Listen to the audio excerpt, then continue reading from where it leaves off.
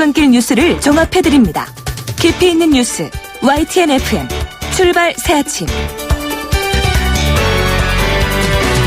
신율의 출발 새아침 3부 순서 시작합니다.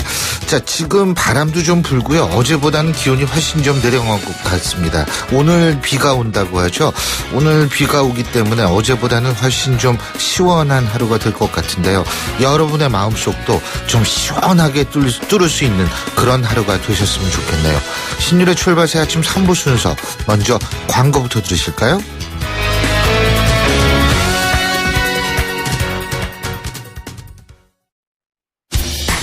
항공권도 매진이야. 실시간 빠른 항공 호텔 예약 시스템 온라인 투어. 가격이 싸니 일정이 별로야. 알뜰하고 품격 있는 여행은 온라인 투어. 에어텔, 교통패스, 각종 입장권. 복잡해. 여행의 예약을 한 번에 온라인 투어. 기억하세요. 여행의 모든 해결 온라인 투어. 온라인투어.co.kr 페이스 도루코 면도기 도루코 페이스 면도기 페이스 안전하고 부드러운 대한민국 면도기 안전하고 부드러운 면도 그 이상을 경험하세요. The Shaving Innovator Dorco Pace. 사장님, 성악가 김동규 씨네 집 바닥재 좋던데 우리 집도 똑같은 걸로 해줘요. 요즘 떠오르는 바닥재 스타 강마루. 스타일 좋고 습기 열 긁힘에 강하니까 오래 사용하려면 그래서 스타 강마루를 하는구나. 성악가 김동규입니다. 강마루 스타는 스타 강마루. 스타 강마루. 온도와 습도를 항상 일정하게 유지시켜주는 항온항 습기 전문기업 AR. 전산센터, 반도체 공장, 미술관, 박물관, 귀중품 보관실을 30년 축적된 기술로 AR이 지켜드립니다. 24시간 확실한 서비스 보장. 031-497-0561. 아유, 세 단계 종이 또 걸렸어? 정말 재본하나 하려다가 미치겠네. 내가 진작 현대오피스로 바꾸라니까. 오늘 다 날 셀 거야. 이제 스트레스 받지 마세요. 사무기기 전문기업 현대오피스가 책임지겠습니다. 사무기기의 올바른 기준. 현대오피스. 안녕하세요. 김시안입니다. 시원한 폭포 소리가 들리세요? 있는 그대로의 자연스러움을 간직한 폭포처럼 맑고 깨끗한 칠성 사이다가 우리 곁에 있습니다. 변함없이 맑고 깨끗한 칠성 사이다. 배우 박소연 2588 사행시 장전.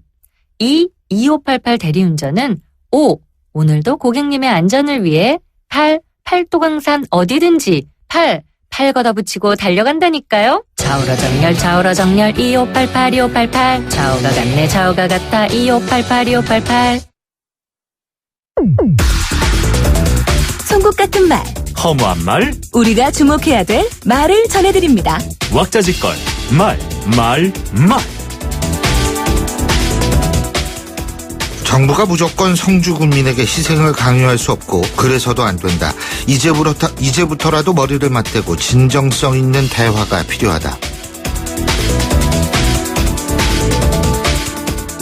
새누리당 정진석 원내대표가 성주 군민들에게 정부와의 대화협의체 구성을 제안하면서 한 얘기입니다. 맞는 말입니다. 지금의 시대는 정부가 국민들에게 무조건 이래라 저래라 하면서 일방적인 요구만을 하는 시대는 아닙니다. 그런데요, 한 가지 아쉬운 점은 이런 점을 정부와 여당이 좀 미리 알았으면 어땠을까 하는 부분입니다. 늦었지만 지금이라도 성주 주민들과의 대화를 계속해야 할 것이라는 얘기인데요. 어쨌든 시대의 변화에 대한 인식이 많이 부족했음은 사실이었던 것 같습니다.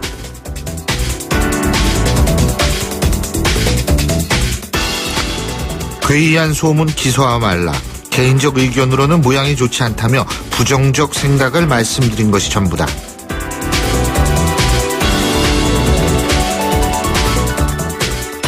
김재원 청와대 정무수석이 김문수 전 지사에게 경선 출마를 권유한 배우가 본인이란 보도에 대해서 한 얘기입니다.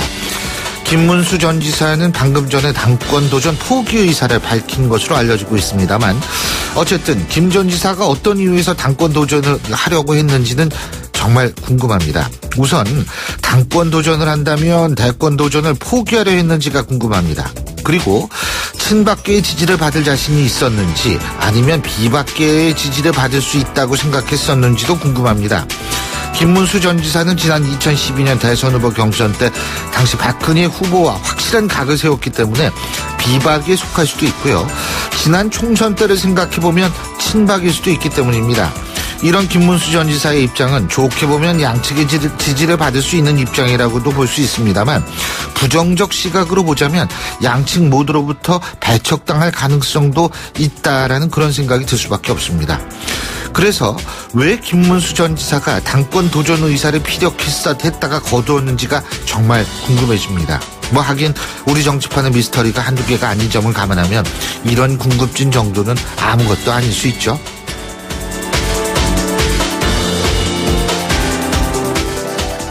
SNS 점쟁이가 그랬어. 나 중년에 떼돈 번데. 최근 페이스북, 스마트폰 애플리케이션 등 SNS상에서 관상이나 전생 등을 알려주는 일명 점쟁이 콘텐츠가 대유행을 한다고 합니다. 대부분 10초 안팎으로 결과를 볼 수 있고요.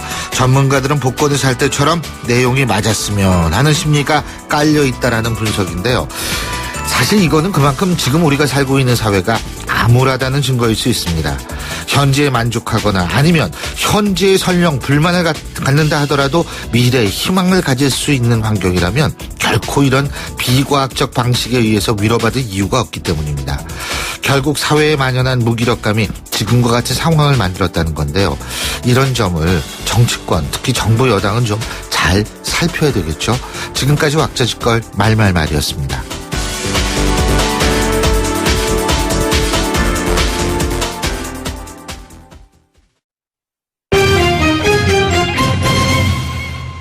경제 뉴스 알아보겠습니다. 최요한 경제평론가 전화 연결합니다. 안녕하십니까? 예, 안녕하십니까. 최요한입니다. 예. 이 롯데 얘기부터 좀 해볼까요? 경영권 분쟁 중인 롯데가 신동주 전 부회장의 핵심 측근으로 활동을 하는 민유성 전 산업은행장이요. 예. 행장 재직 시절에 수상한 주식 거래로 고발을 당했다고 그러는데 이게 무슨 얘기예요? 예, 이게 지금 신동빈 회장이 검찰로부터 지금 두들겨 맞고 있는데요. 예. 지금 신동주 부회장도 이제 마음을 놓지 못하게 생겼습니다. 민유성 전 산업은행장이 행장 재직 시절 성진 지오텍과 수상 주식 거래를 한 혐의 등으로 한 시민단체로부터 고발을 당했는데요. 최근 대우조선 비리 사건과도 민 전 행장이 연관이 있는 상태인데 이번 고발로 인해 민 전 행장에 대한 검찰 조사가 불가피할 것으로 보입니다. 예.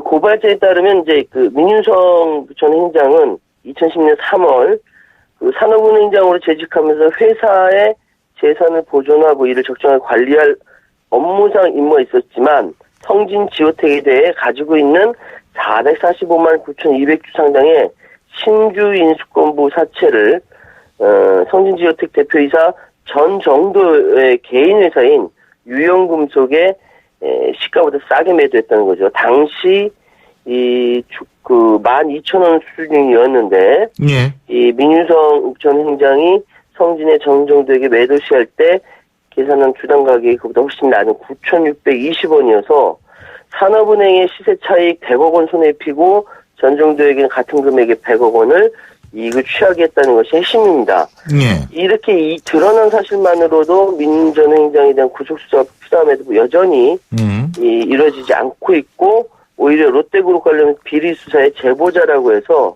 수사 협력죄를 언론 보도 등을 통해서 알려져 있다면서 또 다른 특혜 아니냐라는 문제제기가 들어왔는데요. 요거 조사해보면 나올 것 같습니다. 예, 이건 아직 의혹 수준이니까요. 그죠? 예. 예, 그리고 금융회사 대주주로서 결격 사유가 있는 여부를 따지는 이른바 적격성 심사가 8월부터 보험사, 증권사, 카드사 이렇게 제2금융권까지 확대된다 그러죠? 그렇죠? 예.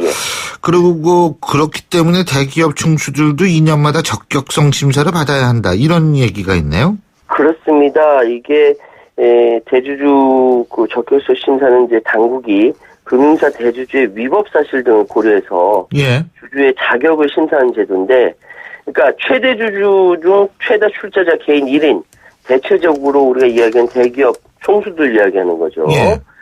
이게 이제 2013년 동양 사태 등으로 일부 금융회사의 오너 리스크가 문제되니까 이거 제2금융권을 넓혀야 한다. 이 여론이 비등하면서 확대된 건데 예. 이 시행령의 통과로 삼성의 이건희 회장, SK의 최태원 회장, 하나그룹의 김승현 회장, 현대차그룹의 정몽구 회장 등, 롯데그룹의 신동배 회장까지 포함해서 금융회사를 보유한 대기업 총수들이 모두 심사 대상에 들어간 거죠. 예. 그래서 이제, 만약에 최대 주주가 5년 이내에 금융 관련 법령이나 조세범 처벌법, 공정거래법 위반해서 벌금형 이상 등에 해당하는 경우라고 한다면 금융당국이 시정명령이나 10% 이상 보유 주식에 대한 의결권을 최대 5년간 제한할 수 있다고 되어 있는데, 이 법 적용이 2016년 올해 8월 1일 이후에 발생한 것이기 때문에 앞으로 보겠다는 것이죠.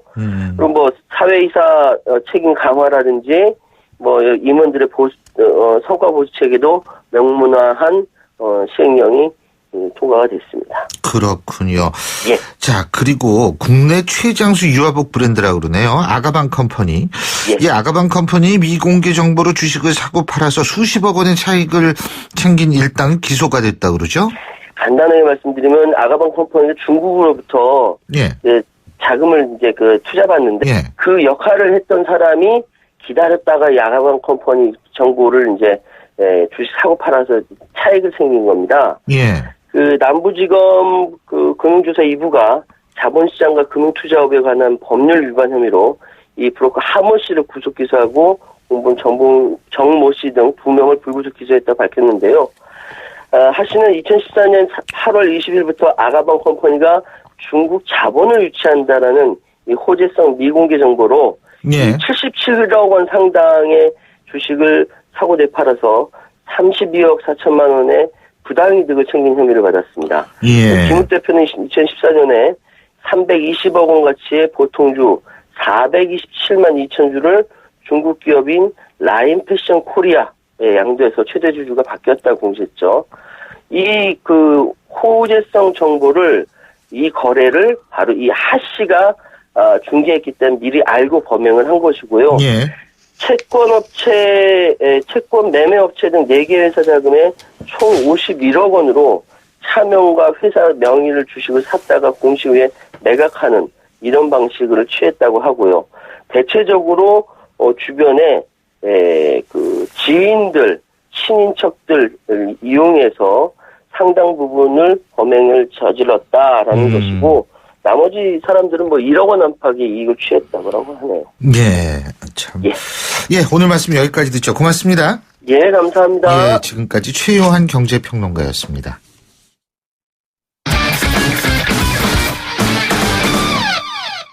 스포츠 소식 알아보겠습니다. 최동문 스포츠 평론가 전화 연결합니다. 안녕하십니까? 예, 안녕하세요. 예, 국내 프로야구 얘기부터 해볼까요? 예.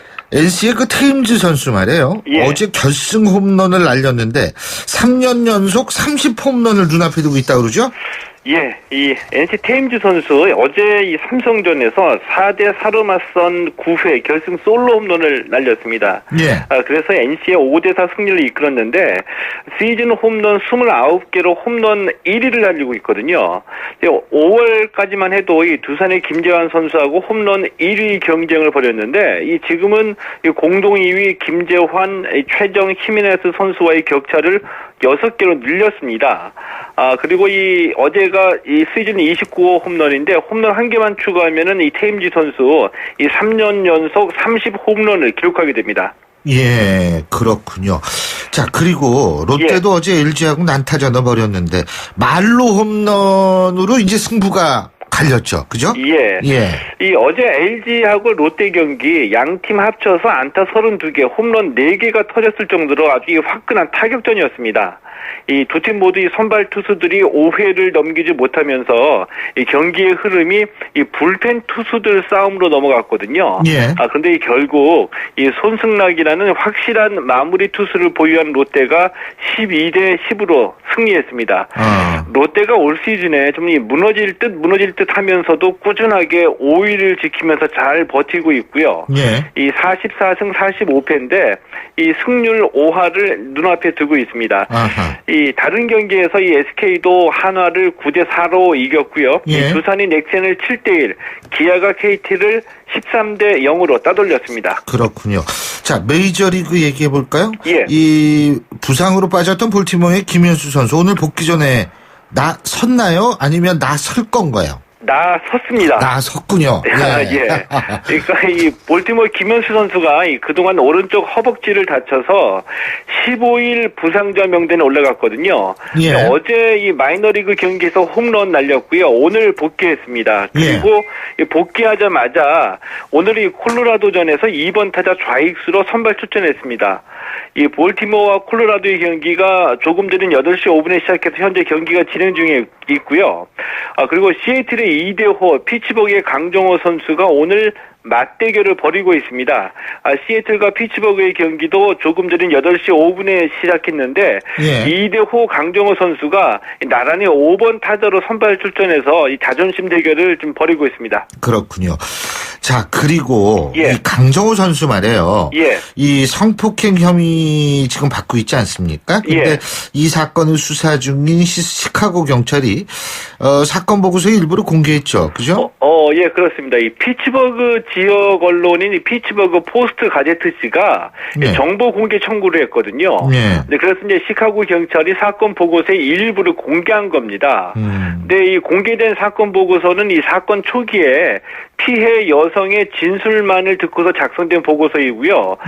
새롭게 알려진 내용은 많지는 않은데 이 사건 직후에 국내에서는 이 피해 여성이 한국 여성일 거다라는 추정이 있었잖아요. 그런 얘기 나왔었죠. 근데 이 피츠버그 포스트 가제트지의 보도를 보면은 피해 여성이 백인으로 추정된다. 이렇게 이제 보도가 됐고요. 이 시카고 경찰이 현재 이 조사가 진행 중인데 이 목격자와 지속적으로 인터뷰 중이다. 이런 입장을 표명했습니다. 자, 올림픽 얘기도 해야죠. 얼마 안 남았는데. 성화가 지금 리우데자네이루로 향해서 북송 중이라고 하는데 성화 봉송도 우여곡절이 많은 모양이에요. 이게 왜 이렇게 곡절이 많아요? 이번 올림픽. 이 성화도 참 고생을 많이 하고 있습니다. 그러니까 이 성화 봉송 도중에 이 사건 사고가 끊이지를 않고 있는 거거든요. 예를 들면 지난 25일에 한 남성이 이 경찰의 제지를 뚫고서 성화를 탈취하려다가 현장에서 체포당하는 사건이 있었고요. 이 17일에는 이 성화 봉송 주자를 향해서 이 분말 소화기를 뿌리면서 성화를 꺼트리려고 하는 시도도 있었습니다. 26일에는 성화에 또 물을 뿌리는 이런 이 사건도 있었고요. 여론조사를 통해서 나온 이 결과를 보면은 브라질 국민의 한 46% 정도가 이 올림픽을 지지하지 않는다. 이런 결과가 나왔는데 이 경제가 어렵다 보니까 올림픽 같은 이 예산이 많이 들어가는 행사에 반감이 있는 것이 아닌가 이렇게 좀 해석이 되고 있고요.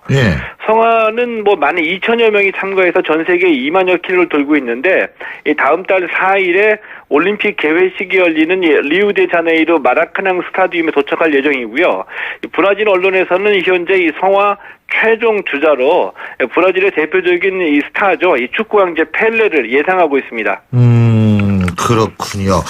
자, 그리고 정몽규 대한축구협회장이 지난 6월에 국제축구연맹 FIFA 평의회 의원 선거에 출마한다고 밝혔는데 근데 출마를 포기했다라고 그러네요. 왜 그런 거죠? FIFA 평의회라는 이름이 좀 낯선데요. 이게 뭐냐면은 FIFA가 이 개혁의 일환으로 이 그동안 있었던 집행위원회를 폐지했고요. 그래서 이제 새로 이 최고 의결 기구를 구성했는데 이게 바로 이제 이 FIFA 평의회이거든요. 지난 6월에 이 정몽규 회장이 출마를 선언했는데 어제 이 올림픽 이 우리 선수단 출국 인터뷰에서 이 평의회 의원 후보 사퇴를 밝혔습니다. 왜냐하면은 FIFA가 정몽규 회장이 지난 이 99년에 비자금 56억 원을 조성해서 이 특정경제범죄 이 가중처벌법상의 배임 혐의로 불구속 기소가 됐고요. 그리고 2006년에 1심에서 벌금 3천만 원을 선고받은 적이 있는데 이 부분에 대한 해명을 요구한 겁니다. 그러니까 정몽규 회장이 충분히 소명할 수는 있다. 그런데 시간과 노력이 필요한데 지금 이 우리 선수단장직을 맡고 있거든요. 올림픽과 시기가 겹쳐가지고 올림픽에 집중하기 어려워서 사퇴한다. 이렇게 사퇴 이유를 설명했고요. FIFA 평의회 의원은 내년이나 내후년에 다시 도전할 수도 있다. 이렇게 말했습니다. 오늘 말씀 여기까지 듣죠. 고맙습니다. 고맙습니다. 지금까지 최동훈 스포츠 평론가였고요. 신율의 출발새 아침 3부 순서 여기서 줄입니다. 잠시 뒤 4부에서 뵙겠습니다. 안녕하세요. 배우 공연주입니다. 15살의 여러분은 어떤 꿈을 꾸는 아이였나요?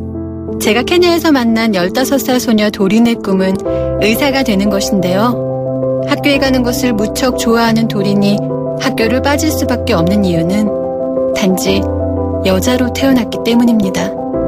우리와 너무 다른 그동안 말하지 못한 소녀들의 이야기 궁금하지 않으세요? 여러분의 관심으로 소녀들이 다시 꿈을 꿀 수 있습니다. 지금 월드비전 꽃들에게 희망을 캠페인을 검색하세요. 월드비전 꽃들에게 희망을. YTN 라디오 캠페인 더 가까이. 안녕하세요. 자연을 사랑하는 시인 하태주입니다. 제 고향 공주에 유구천이란 조그마한 냇가가 있습니다. 한때 각종 폐수로 오염되고 주변 풀꽃들도 숨쉬기 힘든 곳이었지요. 많은 사람들이 심각성을 느끼고 복원하려고 노력했습니다. 지금은 다시 물고기들이 돌아오고 있지요. 우리에게 주어진 자연을 너무 당연하게 생각하지 말고 조그마한 풀꽃이라도 늘 곁에 있는 냇가라도 소중하게 여기면 좋지 않을까요? 환경 사람은 더 가까이, 무관심은 저 멀리 아름다운 우리 자연을 소중히 여기며 살자고요. YTN 라디오 캠페인 더 가까이. 한국환경공단과 함께합니다. 골프 장갑도 G맥스, 등산 장갑도 G맥스, 헬스 장갑도 G맥스, 가죽 장갑도 G맥스, 장갑 하면 G맥스. 대한민국 우리 장갑 G맥스. 30년 한길 범양 글러브가 만듭니다. 글러브 맥스. G맥스. 날카로운 분석, 내일을 보는 시선, 신율의 출발 새 아침. 신율의 출발 새 아침 4부 순서, 먼저 광고부터 들으시죠. 신율의 출발 새 아침 오늘 순서 시작합니다. 오늘 아침 당신이 듣고 싶은 뉴스 94.5MHz YTN 뉴스 FM 신율의 출발 새 아침.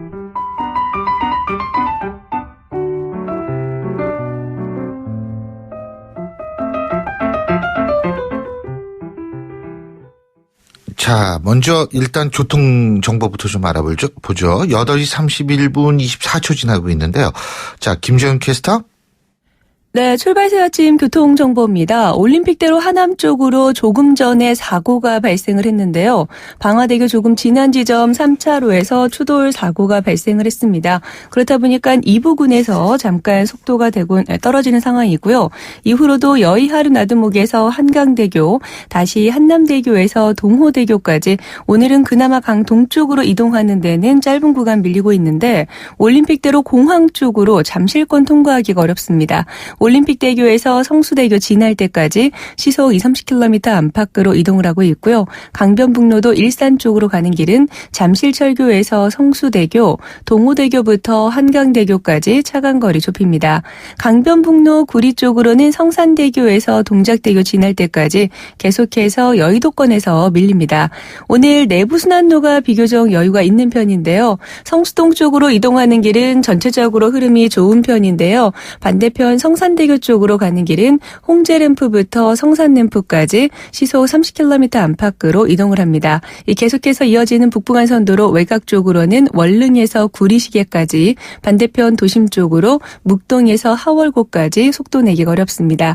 이 밖에 동부간선도로는 창동교 중심으로 계속해서 밀리고 있고요. 도심 쪽으로는 중랑교 부근, 그리고 군자교부터 성동교까지도 속도 내기가 어렵습니다. 이 밖에 분당 수서로 도심 쪽으로는 복정에서 탄천까지 차량 정체입니다. 출발 새 아침 교통정보였습니다.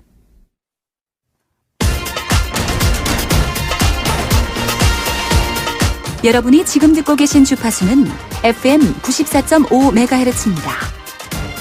YTN 뉴스 FM.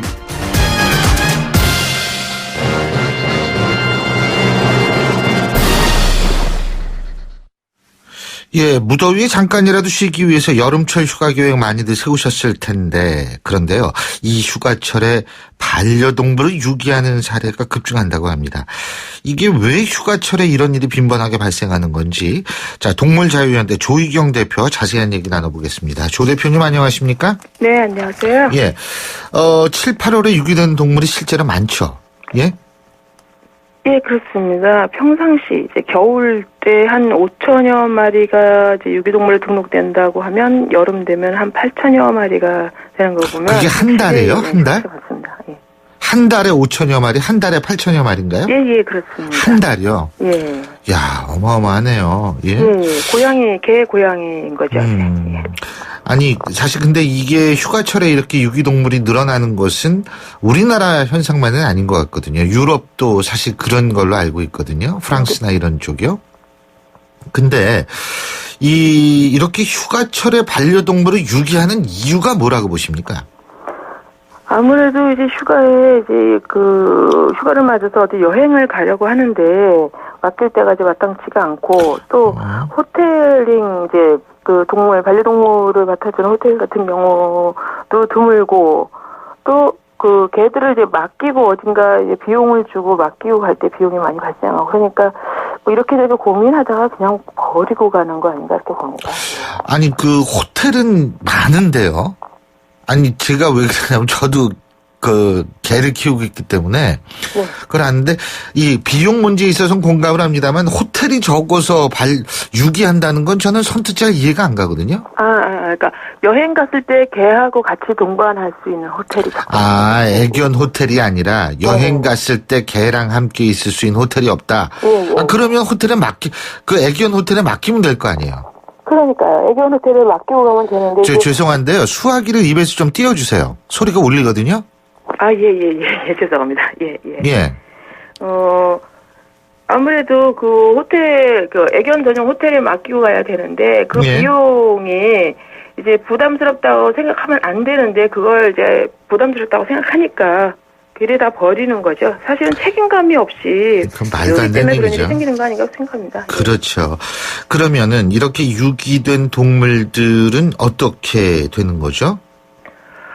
유기된 동물들이 이제 길에서 떠돌아다니다가 교통사고로 죽는 일이 많고요. 길에 익숙하지 않기 때문에 집에서 키우던 애들은 그러거나 병들어 죽거나 또 구조돼서 시설로 간다 하더라도 입양이 되는 율이 많이 높지가 않기 때문에 뭐 안락사 10일 지나면 안락사 된다고 볼 수 있죠. 예. 안락사까지가 10일이군요. 네네. 그러니까 유기견으로 돌아다니다가 이제 포획이 돼야 된다고 표현해야 되는지 모르겠습니다만 어쨌든 이 임시 유치 장소에 있으면 10일 있다가 안락사가 된다. 그죠?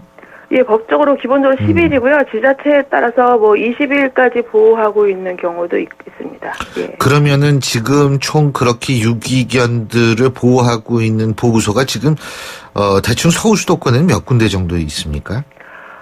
예, 유기견 보호소가 서울시 같은 경우는 경기도 양주에 있는 보호센터가 한 군데 크게 있고요. 그다음에 이제 구마다 좀 차이는 있는데 대부분 글로 다 가고 한 몇 개구 정도가 관내에 있는 동물병원에서 보호하고 있는 걸로 알고 있습니다. 관내에 있는 동물병원 같은 데서도요.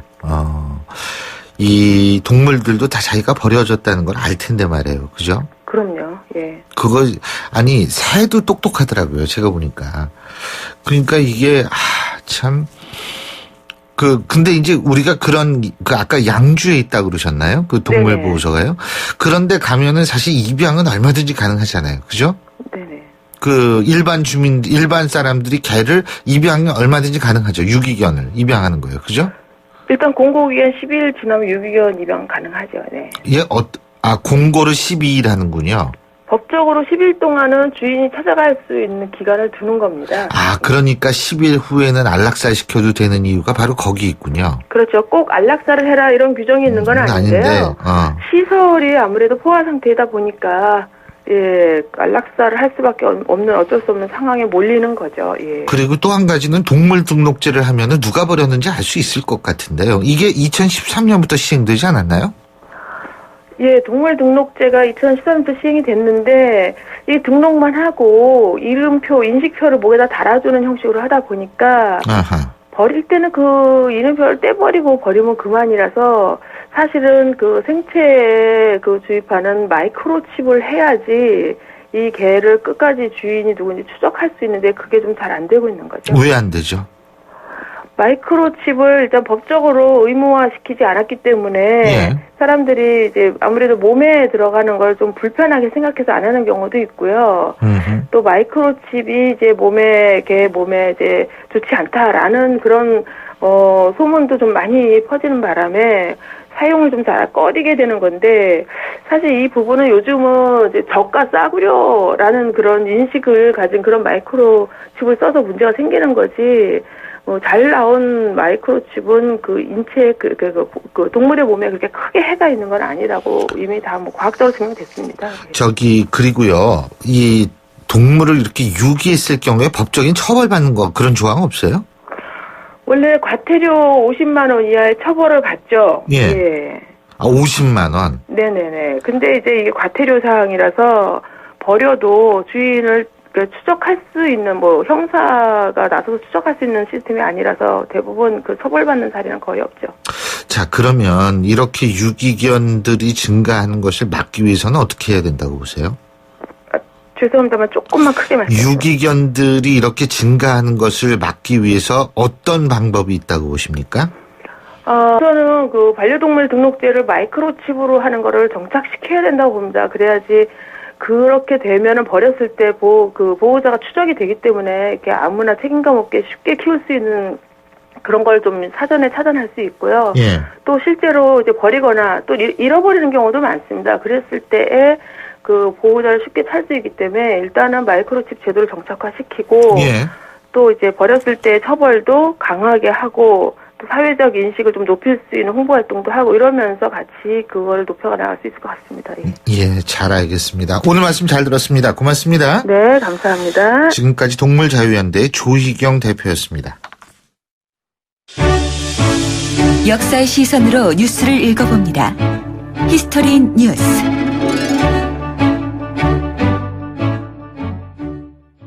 어젯밤도 정말 잠 못 들게 하는 더운 열대였었죠. 저희가 어제 인터뷰에서도 말씀을 드렸습니다만 많은 전문가들 올여름 기록적인 무더위가 될 것이다. 지금 이런 예상을 하고 있는데요. 그렇다면 이 열대라는 것이 언제부터 우리의 밤을 이렇게 괴롭혀 왔는지, 과거에는 어떤 방식으로 더위를 극복했는지 한번 알아보겠습니다. 오늘도 역사학자 전우용 박사님 스튜디오에 나와 계십니다. 어서 오십시오. 네, 안녕하세요.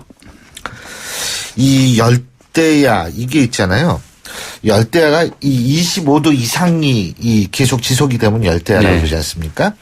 근데 이 열대야가 온도위가 없을 때는 열대야가 없는 건가? 열대야라는 말이 없었던 거죠. 예. 근데 옛날에도 열대야는 있었겠죠? 요새 지구가 이렇게 더워져가지고 열대야가 생긴 건 아니겠죠? 당연하다고 봐야죠. 당연한 일이겠죠. 일단 좀 이 추위와 더위가 같은 기후 현상이고 기온 문제인데요. 이걸 대처하는 방식이 이제 옛날부터 달랐습니다. 그러니까 이제 추위는 우리가 한이라고 그러는데 대한, 소한 그러고 소서, 대서 그러잖아요. 더위는 피자를 써서 피서라 하고요. 추위는 막을 방자를 써서 방한이라고 그러지 않습니까? 그러니까 이제 이건 좀 개념으로 보자면 방이라고 하는 글자는 성 안에 들어가서 농성하는 전술이에요. 그러니까 추위라는 적이 이제 공격해 오면 성 안에 들어가서 문을 걸어 잠그고 농성하는 것이 추위를 막는 방법이었고요. 피라고 하는 건 도망가는 방법이죠. 이제 더위라고 하는 적이 공격해 오면 성을 버리고 아예 도망가 버리는 이런 전술이기 때문에 방식이 전혀 달랐던 거죠. 그럴 만큼 사실은 더위가 추위보다 더 대처하기 어려운 일이었던 거죠. 그러니까 추위가 더 대처하기 어렵다. 더위가 추위는 막을 수 있는데 더위는 도망가는 것밖에 방법이 없었다는 거죠. 이 더위 때문에 돌아가시는 분들이 추위 때문에 돌아가시는 분들보다 더 많다는 얘기도 있습니다. 비슷했을 것 같습니다. 옛날에는. 요새. 근데 피한다. 그 제대로 피할 수도 없죠. 옛날에 어떻게 피했겠어요? 그러니까 이제 그런 것들을 물속에 들어가서 자나? 예? 찬물 속에 들어가서 찬물에 발 담그고 이제 가는 거죠. 일터나 집을 떠나서. 그러니까 이제 추울 때는 집 안으로 숨어들고요. 네. 더울 때는 집을 벗어나는 것이 이제 상수였었는데, 이제 최고였었는데, 그럼에도 불구하고 일단 집 자체를 한국의 전통 한옥들이요. 이제 한국이 기후가 이제 여름에는 덥고 겨울에는 춥고 이게 반복이 되다 보니까 건축 양식상으로는 이제 열대지방 건축 양식을 일부 받아들이고 또 하나는 이제 추운 지방 한대지방 건축 양식을 일부 받아들여서 결합한 방식이에요.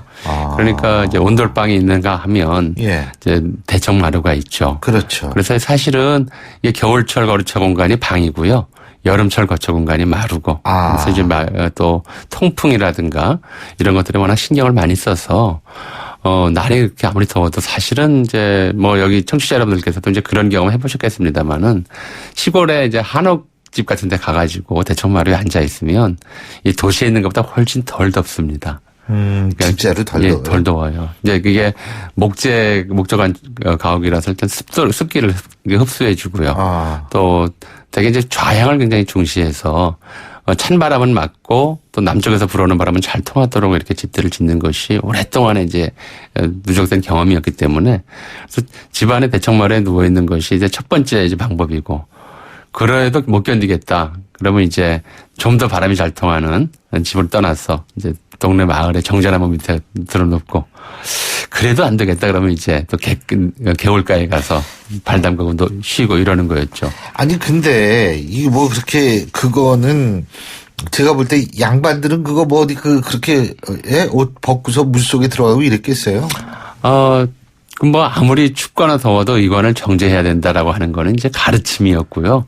누가 배운다고 다 실천하지는 않지 않습니까? 그렇죠. 그렇죠. 뭐 옛날 그 김영도의 이제 풍속화나 이런 것들을 보더라도 이제 저 계곡 옥인동 서울 주변에서 옥류동 계곡이나 삼청동 계곡이나 아니면 멀리 우이동 같은 데 가서 이제 무쪽으로 다 풀어놓고 바지 다리 걷고 물에다 발 담그고 놀거나 뭐 그러는 거죠.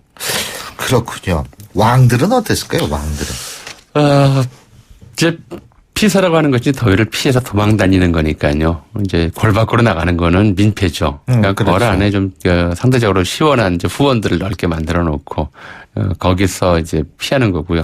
되게 이제 이쯤 되면 왕쯤 되면 뭐 양반들도 그런 사람들이 있었겠습니다만은 부채 붙여주지 않습니까? 그런 걸로 이제 조금 이제 더위를 이기지는 못하고 휴먼 선풍기 그렇죠. 피해 다니는 거죠. 그랬군요. 이렇게 우리가 또 이게 오늘 가만히 있어봐. 오늘인가요? 중복이? 중복 오늘 맞죠? 네네. 이 중복 뭐 그러면 초복 중복 이게 사실은 저희가 좀 아까 동물자유연대하고 인터뷰를 했습니다만 이 개 먹는 분들 있잖아요. 그죠? 예? 왕들은 여름에 이렇게 뭐 더울 때 이렇게 특별히 먹는 게 있었을까요? 있었다고 하는데 왕의 기호들이 다 다르니까요. 뭐 이렇게 정해진 거 있었던 건 아니고 일단 말씀을 하신 김에 하자면 이 복이라고 하는 글자가 굴복하다는 거예요. 그런 글자거든요. 의미가 그러니까 굴복한다는 의미입니다. surrender, 굴복한다. 그렇죠. 예, 그러니까 아까도 이제 처음에 시작할 때도 추위와 더위에 대한 대처가 달랐다. 추위에는 맞서 싸우는 거고요.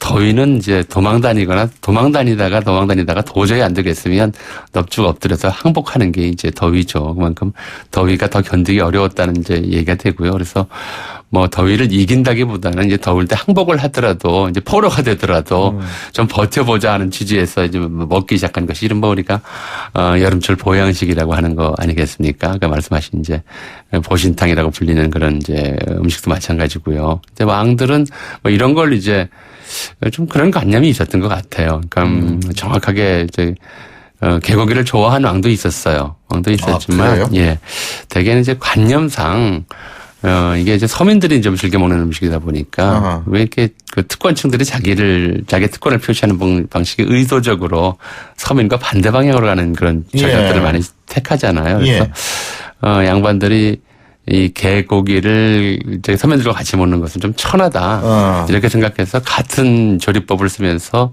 이제 고기를 개에서 소고기로 바꾸는 경우들이 좀 있어요. 그게 육개장이죠. 그러니까 그런 걸 먹은 경우도 있었던 것 같고요. 근데 기록상 가장 많이 나타나는 음식은 이제 타락죽이라고 하는 거였어요. 타락죽이요? 예. 죽이 타락을 한 거예요? 네? 타락이라고 하는 건 그 당시 우유를 타락이라고 그랬어요. 아, 저는 또 죽이 예. 무슨 비리를 저질러서 타락한 줄 알았어요. 사람이 우유를 먹는 문화는 굉장히 이제 우리의 경우에는 예. 희귀한 거였었는데요. 고려 말에 이제 몽골을 통해서 예. 우유 먹는 풍습이 왕실에 일부 들어옵니다. 그래서 서울의 경우에는 처음에 이제 낙산. 예.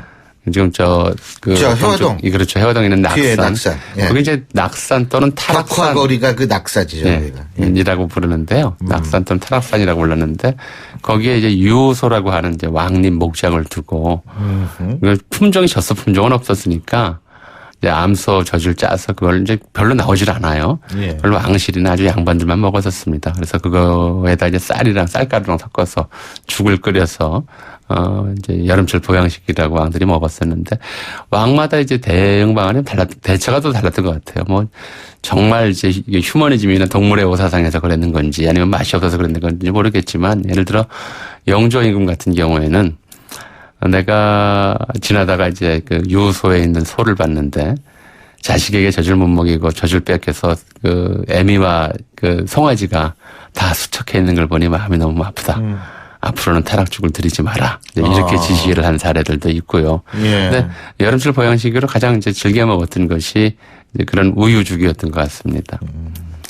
아, 그래도 다행이네요. 그 나쁜 왕 같으면은 야 저거 어미소하고 송아지소하고 다 저렇게 말랐는데 빨리 잡아라. 이렇게 나올 수도 있는데. 근데 이제 한국에서 인도가 소를 힌두교가 신성시한다고 예, 예. 하지만 한국에서 소는 굉장히 좀 그 신중하게 그죠. 예, 다뤄야 하는 동물이었어요. 그러니까 조선 왕조 기간 내내 상당히 많은 기간 동안에 우금령이라고 하는 것이 내려져 있었어요. 예. 소를 잡아서 그것도 일할 여력이 남아있는 소를 잡아서 죽이는 것은 이제 농사일을 망치는 거다. 그래서 예. 소 잘못 잡았다가 큰일 났죠. 그리고 그 남녀 7세 부동석인 사회가 조선시대 사회였었는데 여성 남성이 휘서법도 다를 수밖에 없었겠죠. 다르기보다는 이제 이용하는 시간대가 달랐다고 봐야 되겠죠. 이용하는 시간대가. 그렇죠. 이제 뭐 제일 흔한 방법이 결국은 찬물에 몸 담그는 거잖아요. 네, 그렇죠. 몇 감는 거고요. 네. 뭐 지금 신 교수님 당연히 이제 이렇게 그러셨겠지만 기억하시겠지만 저도 어렸을 때는 이 계절이면 항상 이제 나가서 밖에서 놀다가 더운 줄 몰라요, 그죠? 놀 때는. 그렇죠. 아예 어릴 때는 더운 줄 모르죠. 들어오면 이제 당장 웃돌이 벗기고. 그렇죠. 이제 뭐 수도가에 네. 엎드려 뻗쳐 시킨 다음에 이제 등에다 물 퍼보지 않습니까? 그때 좀 그렇게 시원했던 기억이 별로 없어요. 요즘에 이제 스스로 자기가 이제 물 온도를 조절하다 보니까 그렇게 충격적인. 그리고 요새는요 아스팔트가 많아서 그 예. 밑에 수도관 깔아가지고 예. 찬물로 해도 미지근해요. 그렇죠. 우리. 네. 그때 물이 정말 차고 그랬었는데. 네. 근데 남자 애들이야 애들 때부터 그렇게 이제 그렇죠. 땀 흘리고 들어오면은 엎드려 놓고는 이제 그렇죠. 등에다 물 퍼붓고 하지만 예. 여자애들 그럴 수 없지 않았겠습니까? 그렇죠. 이제 남자들이야 뭐 낮에 이제 개울가에 가서 이제 멱을 감는 것도 되는데 이제 여자들은 좀 그러기 어려우니까 주로 밤에 시간을 마을 같은 경우에는 나누기도 하고요. 예. 또 조금 예. 이제 다른 경우라면 예. 장소를 나눠서 여기까지는 남자들이 이용하는 구간, 언덕 넘어서 안 보이는 데는 여자들이 이용하는 구간이니까 나누곤 했었죠. 더위라는 게 참 여러 가지 피해를 줍니다, 진짜. 오늘 말씀 여기까지 듣죠. 고맙습니다. 네. 지금까지 역사학자 전유용 박사님과 함께했습니다. 여러분, 자주 움직여야 합니다. 하루 종일 앉아있는데 어떻게 3초면 충분합니다. 책상 교체 없이 바로 올려 사용하세요. 스마트 오피스를 위한 베리데스크. 여러분의 업무 자세와 능률을 함께 올려드립니다. 베리데스크. 처음으로 엄마가 된 날, 꿈꾸던 여행을 떠나는 날, 첫 차가 생긴 날. 세상엔 참 좋은 날이 많죠? 이 좋은 날이 계속될 수 있도록 든든한 보장과 알뜰한 보험료로 MG가 함께합니다. 당신의 좋은 날, MG 새마을금고보험, MG 손해보험. 목으로 마셔라. 원샷엔 하이트. 이 여름